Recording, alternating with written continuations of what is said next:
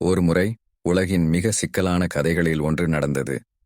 இந்த கதை நம்மால் பார்க்கும்போது பல சமயங்களில் looking like a simple story, அதில் என்ன இருந்தாலும் நம்முடைய ஹிஸ்டரியை புரிந்து கொள்ளுவதற்கு மிகவும் முக்கியம். இந்த கதை ஒரு மனிதன் பற்றிதான், ஆடோல்ஃப் ஹிட்லர். ஆனால் நாம் அது எப்படி ஆரம்பமானது, எப்படி அது வளர்ந்தது, என்ன காரணங்கள் இருந்தது என்று பார்க்கணும். இல்லனா ஹிஸ்டரி மீதும் பவரை எவ்வளவு கண்ட்ரோல் பண்ண முடியும்னு நாம புரிந்து கொள்ள முடியாது. இப்போ இதை விளக்கமா சொல்லறேன். ஹிட்லர் பற்றிய கதை துவங்கும் முன் அந்த காலத்தின் சூழல் எப்படி இருந்தது என்பதை சொல்லணும். ஜெர்மனி உலகப்போர் ஒன்று முடிந்த பிறகு மிகவும் சோர்ந்திருந்தது. படிப்படியாய் பாதிக்கப்பட்ட எகானமி, அலைகழிந்த பாலிடிக்ஸ், என்ன ஒரு சிஸ்டம் இல்லாத நிலை. அப்படி இருக்கும்போதுதான் ஹிட்லர் அவன் பாதையை ஆரம்பிச்சான். ஆடல்ஃப் ஹிட்லர் ஒரு பெயர் திருட்டல், போர் மற்றும் அறியாமையான வன்முறைக்கு சமாந்தரமாக இருக்கிறது. ஆனா இந்த வரலாற்றின் பின்னால ஒரு சூழ்நிலை, மனிதனின் கதை இருக்கு. அவனோட ஆம்பிஷன், ஃபெயிலியர்ஸ் மற்றும் பவர்க்கான ஆசை. இதுவே ஹிட்லர்ஸ் அன்டோல்ட் ஸ்டோரி. ஏப்ரல் 20 ஆஸ்திரியாவின் பிரவுனோ இல் பிறந்த ஹிட்லரின் வாழ்க்கை சிம்பிளானதா துவங்கியது. அவன் ஒரு பீஸ்ஃபுல் கிட் ஆர்டிஸ்ட் ஆகணும்னு பிக் ட்ரீம் வைத்திருந்தான். ஆனால் வியனாஸ் அகாடமி ஆஃப் ஃபைன் ஆர்ட்ஸில் 2 முறை ரிஜெக்ட் ஆனதும் அவன் ஹோப் அழிந்தது. அப்புறம் அவன் ஒரு டைரக்ஷன் இல்லாம லைஃபா சர்வைவ் பண்ண ஆரம்பிச்சான். பட் பாலிடிக்ஸ் அவனோட ஃபோக்கஸா growth ஆக தொடங்கியது. ஹிட்லரின் குடும்ப வாழ்க்கை மிகவும் சேலஞ்சிங். அவனோட தந்தை அலோய்ஸ் ஹிட்லர் ஸ்ட்ரிக்ட் டிசிப்ளினேரியன். ஆனால் அவன் அம்மா கிளாரா ஹிட்லர் அவனை மிகவும் லவ் பண்ணினார். இவனோட ஏர்லி ஃபெயிலியர்ஸ் அவனை ஆர்ட் கிட்ட இருந்து வெகு சில காலம் தள்ளி வைத்தாலும் வியன்னாவில் அவனோட ஸ்ட்ரகிள்ஸ் அவனை ஷேப் பண்ணியது. வியன்னாவில் அவன் சில குரூப்ஸ் மேல் ஸ்ட்ராங் ஆங்கர் டெவலப் பண்ணினான். அவன் சொசைட்டியில் இருந்த இனிக்வாலிட்டிஸ் மற்றும் பயசஸை மிகவும் க்ளோஸா அப்சர்வ் பண்ணினான். இதுதான் லேட்டர் அவன் பாலிடிக்ஸ்ல ஒரு மேஜர் ஃபேக்டர் ஆனது. வேர்ல்ட் வார் I ஸ்டார்ட் ஆவதுடன் ஹிட்லர் ஜெர்மன் ஆர்மிக்கு ஜாயின் ஆனார். அவன் பிரேவ் சோல்ஜரா இருந்தான். 2 முறை ஐரன் கிராஸ் அவார்டு வாங்கினான். ஆனால் வார் முடிவில் ஜெர்மனியின் இழப்பு அவனை டீப்லி இம்பாக்ட் பண்ணியது. அவன் பார்வையில் இந்த தோல்விக்கு வீக் லீடர்ஷிப் மற்றும் பிட்ரேயல் தான் காரணம்.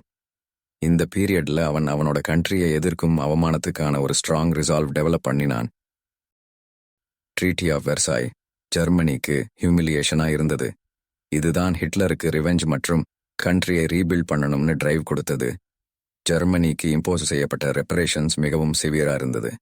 எக்கனாமிக் இன்ஸ்டெபிலிட்டி மற்றும் சோஷியல் அன்ரெஸ்டுக்கு இவை டைரக்ட் ரீசன்ஸா இருந்தது. இந்த ஆங்கரை ஹிட்லர் பவர்ஃபுல்லி சேனலைஸ் பண்ணினான். 1919 ஹிட்லர் ஒரு ஸ்மால் பொலிட்டிக்கல் குரூப்பா இருந்த ஜெர்மன் ஒர்க்கர்ஸ் பார்ட்டியை ஜாயின் பண்ணான். அது நாஜி பார்ட்டியா மாறினது. அவன் பவர்ஃபுல் ஸ்பீச்சஸ், ப்ராபகேண்டா மற்றும் டாக்டிக்ஸ் யூஸ் பண்ணி ஒரு ஸ்ட்ராங் லீடரா டெவலப் ஆனான். இந்த டைம்லைன்ல அவன் ஐடியாஸை ஷேப் பண்ணியது மற்றும் அவன் சுமார் முழு ஜெர்மனியை அப்பீல் பண்ண மாறியது. பியர் ஹால் புட்ச் மாதிரி ஃபெயிலியர்ஸ் கூட அவன் பாப்புலாரிட்டியை இன்க்ரீஸ் பண்ணியது. ஜெயிலில் இருந்த காலத்திலும் மைண்ட் கம்ஃப் என்கிற அவனோட ஆட்டோபயோகிராஃபி மூலம் அவன் மிகப்பெரிய ஆடியன்ஸை ரீச் பண்ணினான்.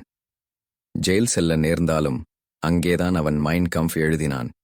இது அவன் ஃபியூச்சர் பிளான்ஸுக்கு ப்ளூ பிரிண்ட் ஆனது. ஹிட்லர் ஜெர்மனிஸ் சான்சலர் ஆனான். அவனோட லீடர்ஷிப்பில் அன்எம்ப்ளாய்மெண்ட் ரெடியூஸ் ஆனது. அவன் வாழ்க்கையில முக்கியமான ஸ்டெப் எக்கனாமிக் ரிகவரி. பெரிய இன்ஃப்ராஸ்ட்ரக்சர் ப்ராஜெக்ட்ஸுகளை கொண்டு அன்எம்ப்ளாய்மெண்ட்டை குறைத்தான். ஆட்டோபான்ஸ் ஒலிம்பிக் கேம்ஸ்ல ஜெர்மனி ஷோகேஸ் பண்ணிய சக்சஸ். இதெல்லாம் அப்போ ஜெர்மனிக்கு ஒரு புதிய ஹோப் கொடுத்தது. ஏற்கனவே பாதிக்கப்பட்ட ஜெர்மனிக்கு எதிர்க்கட்சிகளும் இல்லாமல் அவன் காட்டிய வழியில் மக்கள் நடக்க ஆரம்பித்தனர். இப்படி அவன் செஞ்ச சின்ன பாசிட்டிவ் ஸ்டெப்ஸ் எல்லாம் ஜெர்மனிக்கு ஒரு நல்ல வேகத்தை கொடுத்தது. ஆனா இதெல்லாம் உடன் ஈவில் அவை பெரியதாக உண்டாக்கின மற்ற நாடுகளுக்கு வாரியும் ஹாலோகாஸ்டிலும் மிகப்பெரிய சஃபரிங். இந்த கதை இப்போது இன்னும் ஒரு கொடூரமான திசைக்கு மாறுது. வேர்ல்ட் வார் II போலண்டை இன்வேட் பண்ணி உலகின் மிகப்பெரிய போர் ஆரம்பித்தது. நாட்சி ஜெர்மனி உலகளாவிய செருக்குகளை உருவாக்கத் தொடங்கியது. மிக பிரபலமான ஜெர்மனி யூரோப்பையை டாமினேட் பண்ண முயற்சித்தது. இந்த போர் ஜெர்மனிக்கு சரியாக திருப்பிக் கொண்டு விடும் மாதிரி இருந்தது. ஆனா ரஷ்யால ஸ்டாலின்கிராட் போர், நார்மண்டி டி-டே போர் மாதிரி நாஜி ஜெர்மனி ஒரே நேரத்தில் பல இடங்களில் போராடிக் கொண்டிருந்தது. ஹிட்லரின் லீடர்ஷிப் முழுவதும் ஃபெயிலியர் ஆகவே மாறி நாட்சி பார்ட்டி அதன் டிக்ளைனை தொடங்கியது. இப்போது இந்த உலகின் மிக கடுமையான மற்றும் அவசரமான விஷயத்தை பற்றி நாம் பேச வேண்டும். த ஹாலோகாஸ்ட். இது ஒரு வரலாற்று சம்பவம்தான். ஆனால் அது எத்தனையோ உயிர்களை சிதைத்துவிட்டது. அடால்ஃப் ஹிட்லர் மற்றும் நாசி ரெஜிமில் எத்தனையோ மக்கள் துன்பம். 6 மில்லியன் யூதர்கள். இதோ அது ஹிஸ்டாரிக்கல் ட்ராஜடி. நாசி கான்சென்ட்ரேஷன் கேம்ப்ஸில் Jews, Roma people, disabled individuals மற்றும் பல இனம் பாரிய மரணங்களை சந்தித்தனர். இதில் ஹிட்லரின் ரேசிஸ்ட் ஐடியாலஜிஸ், ஏரியன் சுப்ரெமசி, ஜூஸ்க்கு எதிரான ஹேட்ரட் தான் இவ்வாறு பாதிப்பை ஏற்படுத்தியது. உலகம் அதிலிருந்து எந்த கற்றலையும் செய்ய வேண்டிய தேவையோ? ஹிட்லரின் லெகசி நம்ம டீச் செய்யும் விதமாக இருக்கு. இப்போ போர் ஆரம்பித்தது எல்லாம் உந்துகளாக இருந்தாலும் ஜெர்மனி என்னுடைய பார்வையில டவுன்ஃபாலை முக்காடாக பார்க்கும் தருணம் வந்தது. இந்த நேரத்தில் பேட்டில் ஆஃப் ஸ்டாலின்கிராட் D-Day மாதிரி பல கிரிட்டிக்கல் மோமெண்ட்ஸ் உருவானது. இந்த பேட்டில்ஸ் நாசி ஜெர்மனிக்கு மிகப்பெரிய தோல்விகளை தரணும். ஹிட்லரவின் கற்றல் தன்மையில் கூடுதல் அமைதி தந்தது. இப்போது ஹிட்லர் பங்கருக்கு கடைசியாக சென்று அவன் சூசைட் பண்ணினான். அதுதான் அந்த பெரும் ட்ரீமை எதுவாகவும் முடித்தது. ஒரு டிக்டேட்டரா அவருடைய எம்பையர் கலாப்ஸ் ஆகி ஜெர்மனி கம்ப்ளீட்லி ஃபாலன் அபார்ட். அப்ப உலகம் தற்போது நியூ வேர்ல்ட் ஆர்டருக்கு வெளியேறிய பின் ஜெர்மனிக்கு ஒரு மிகப்பெரிய ரீபில்ட் ப்ராசஸ் ஆரம்பித்தது. ஈஸ்ட் ஜெர்மனி மற்றும் வெஸ்ட் ஜெர்மனி என்று பிரிக்கப்பட்டு கோல்டு வார் 2வது பெரிய பிரச்சனையாக மாறினது. இந்த விஷயத்தில் ஜெர்மனியில் எகானாமிக் ரிகவரி புறத்தில் பங்கீடாகும்.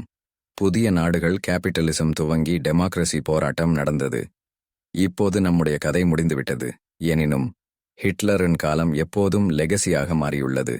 இது எப்போது மறக்க முடியாது. ஹிஸ்டரி வைக்கும் படிப்புகள் எல்லாம் நம்மை எத்தனையோ சஃபரிங்காக மாறாதவற்றை நினைவூட்டுகிறது. இந்த டிராஜிக் ஸ்டோரி, இந்த அடால்ஃப் ஹிட்லரின் கதை ஒரு வார்னிங் தான். நாம் அதன் மீது ஒரே தெரியும்.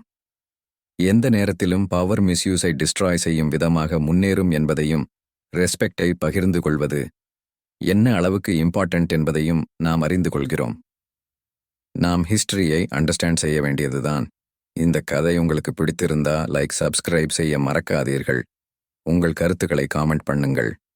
இதுபோல இன்னும் புதிய வீடியோஸ் வரும்.